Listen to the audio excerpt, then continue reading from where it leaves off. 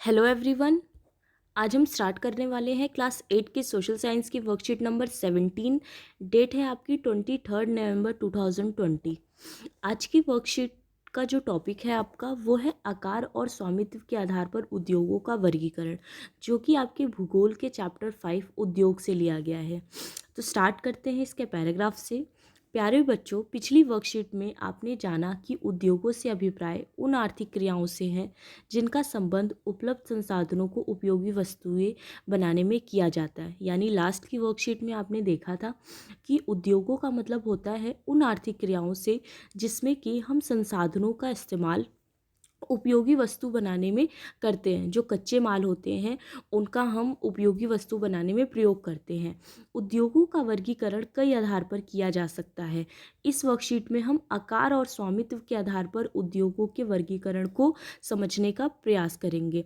तो इस वर्कशीट में हम आकार के आधार पर और स्वामित्व के आधार पर यानी मालिकाना के आधार पर उद्योगों का जो वर्गीकरण किया जाता है उसे देखेंगे। उद्योग के आकार का तात्पर्य निवेश की गई पूंजी की राशि, नियोजित लोगों की संख्या और उत्पादन की मात्रा से है। यानी कि उद्योगों के आकार के मतलब की अगर हम बात करें तो मतलब उद्योगों में कितनी पूंजी लगाई गई है। ठीक है, जैसे कुछ उद्योग होते हैं वो छोटे होते हैं, कुछ उद्योग बड़े होते हैं। छोटे उद्योगों में कम पूंजी की आवश्यकता होती है, बड़े उद्योगों में अधिक पूंजी की आवश्यकता होती है। तो आकार से तात्पर्य हमारे निवेश की गई पूंजी की राशि से है। नियोजित लोगों की संख्या यानी कि उस उद्योग में कितने लोग लगे हैं।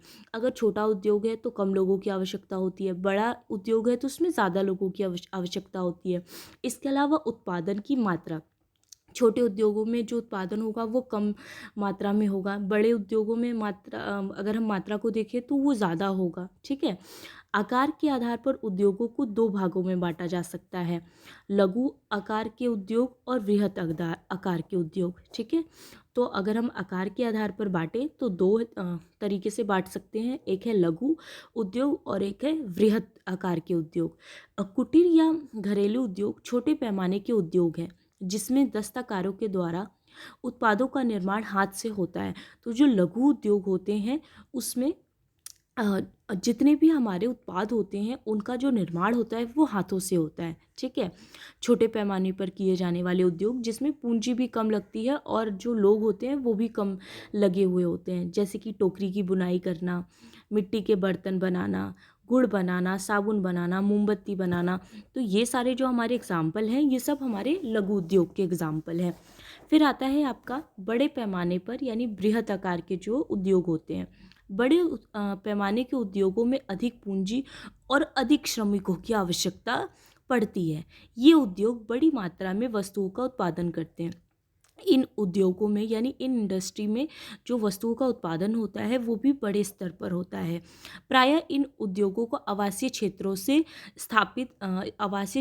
दूर स्थापित किया जाता है, क्योंकि ये उद्योग बड़े होते हैं, इसमें बड़े स्तर पर चीज़ें बनाई जाती हैं तो लोगों को नुकसान ना हो उससे निकलने वाले धुएं की वजह से, केमिकल की वजह से, क्योंकि उद्योगों में तो कई तरह की चीज़ें बनती हैं।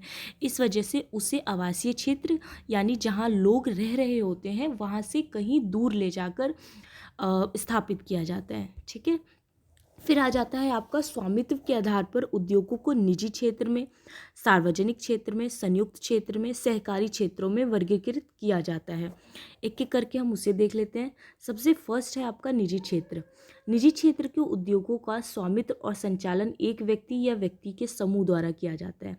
तो जो प्राइवेट सेक्टर होते हैं यानी निजी क्षेत्र होते हैं उसका पूरा स्वामित्व यानी उसका पूरा मालिक या उसको चलाने वाला या तो एक व्यक्ति होता है या व्यक्तियों का समूह होता है।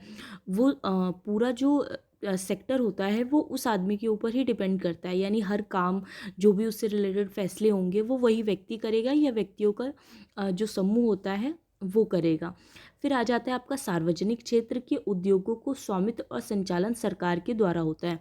तो ऐसे उद्योग जिसकी पूरी बागडोर गवर्नमेंट के हाथ में होती है तो वो हमारे सार्वजनिक क्षेत्र के उद्योग होते हैं। जैसे अगर हम एग्जांपल में देखें तो steel authority of India limited, ये हमारी एक हमारा गवर्नमेंट सेक्टर का भाग है। ठीक है, फिर आता है आपका संयुक्त क्षेत्र। संयुक्त क्षेत्र के उद्योगों का स्वामित्व और संचालन राज्यों और व्यक्ति के समूह द्वारा होता है। उदाहरण के लिए मारुति उद्योग लिमिटेड। तो संयुक्त क्षेत्र हमारे वो होते हैं जिसमें कि उसका जो स्वामित्व होता है और संचालन उसे चलाने वाला वो राज्यों के पास भी होता है और व्यक्ति के समूहों के पास भी, यानी दोनों मिलकर काम कर रहे होते हैं। जैसे कि हमारा जो मारुति उद्योग लिमिटेड है। उसके बाद है आपका सहकारी क्षेत्र के उद्योगों का स्वामित्व और संचालन कच्चे माल के उत्पादकों तथा श्रमिकों दोनों के द्वारा होता है। उदाहरण के लिए आनंद मिल यूनियन लिमिटेड।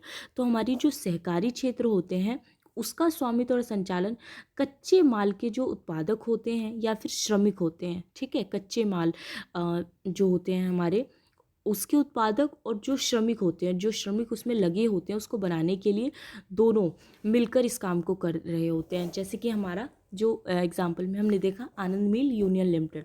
तो फर्स्ट था आपका निजी, जिसमें कि एक व्यक्ति या व्यक्तियों का समूह होता है। सार्वजनिक में हमारा सरकार होती है। संयुक्त में राज्य और व्यक्तियों का समूह होता है। और सहकारी में कच्चे माल के जो उत्पादक होते हैं वो और श्रमिक ये लोग मिलके उद्योग को चलाते हैं, ठीक है। उसके बाद आपके क्वेश्चन आंसर दिए गए हैं, एक एक करके हम क्वेश्चंस देख लेते हैं। फर्स्ट क्वेश्चन है आपका लघु उद्योगों से आप क्या समझते हैं। इसका आंसर हो जाएगा आपका कि वह उद्योग जिसमें उत्पादों का निर्माण हाथों से होता है तथा छोटे पैमाने पर पूंजी की आवश्यकता होती है, जैसे टोकरी की बुनाई, गुड़ बनाना, ठीक है। तो लघु उद्योग जो छोटे स्तर पर उद्योग होते हैं, घरों घरों में भी पाए जाते हैं ये, तो ऐसे उद्योगों को हम लघु उद्योग कहते हैं। और इसमें जो चीज़ें बनाई जाती हैं वो हाथों से बनाई जाती हैं, जैसे कि टोकरी की बुनाई करते हुए आपने देखा होगा, गुड़ बनाने की प्रक्रिया जो होती है, ये सारी चीज़ें। सेकंड है आपका संयुक्त क्षेत्र और सहकारी क्षेत्र के उद्योगों में अंतर स्पष्ट कीजिए। तो संयुक्त क्षेत्र के उद्योगों का स्वामित्व और संचालन राज्य और व्यक्ति के समूह द्वारा होता है, राज्य के और व्यक्ति के समूहों द्वारा होता है। एग्जाम्पल आप लिख सकते हैं मारुति उद्योग लिमिटेड का। सहकारी क्षेत्र के उद्योगों का स्वामित्व और संचालन कच्चे माल के उत्पादकों तथा श्रमिकों दोनों के द्वारा होता है, जैसे कि आनंद मिल्क यूनियन लिमिटेड।